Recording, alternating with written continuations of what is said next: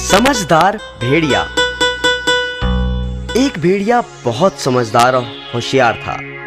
एक बार की बात है, जब वह जंगल में से गुजर रहा था तो अचानक उसे एक मरा हुआ हाथी दिखाई दिया। भेड़िए ने अपने पंजे से उसकी चमड़ी उधेड़ने की कोशिश करी, परंतु क्योंकि चमड़ी बहुत सख्त थी, इसे काटना या उधेड़ना उसकी शक्ति से बाहर की बात थी।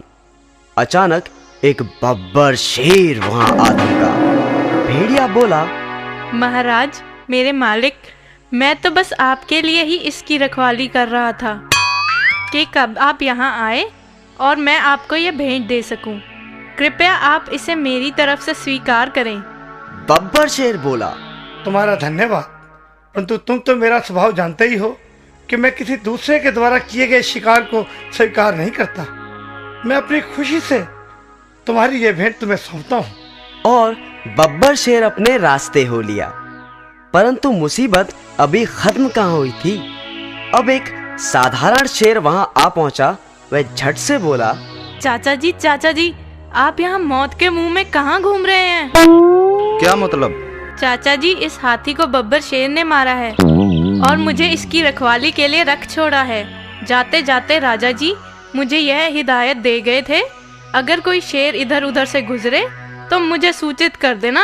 अब मैं इस जंगल के सारे शेरों का खात्मा कर दूंगा। इतना सुनते ही शेर की हवा सरक गई। उसने कहा, मेरे प्यारे भतीजे, अब तो तुम ही मुझे बचा सकते हो। अगर मेरे बारे में तुम राजा जी को सूचित नहीं करोगे तो मैं बच जाऊंगा। अच्छा, तो मैं खिसकता हूँ।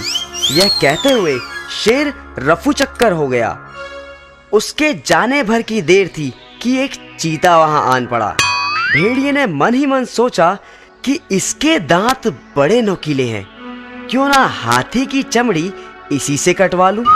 बस फिर क्या था, वह झट से बोला, क्यों भांजे, कहाँ रहे इतने दिन? बड़े समय से नजर नहीं आए। और क्या बात, बड़े कमजोर और भूखे लग रहे हो।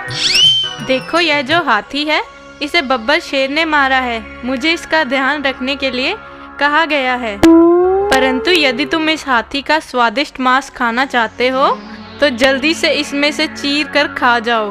परंतु जल्दी करना, कहीं राजा जी ना आ जाएं।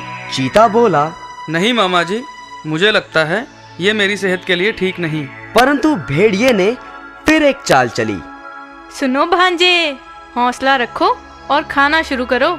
जैसे ही बब्बर शेर मुझे दूर से दिखाई देगा, मैं तुम्हें उसके आने की खबर दे दूंगा। बस झट से भाग जाना। तो बस फिर क्या था, चीता भेड़िए के झांसे में आ गया और हाथी के पास पहुंचा। उसने जैसे ही हाथी की चमड़ी को उधेड़ा, भेड़िया चिल्लाने लगा, भांजे फूट लो, शेर आ रहा है। झट से चीता 9-2-11 हो गया। इस तरह भेड़िए ने लंबे समय के लिए अपने भोजन का प्रबंध कर लिया। अक्लमंदी से मुश्किल काम भी आसान किया जा सकता है।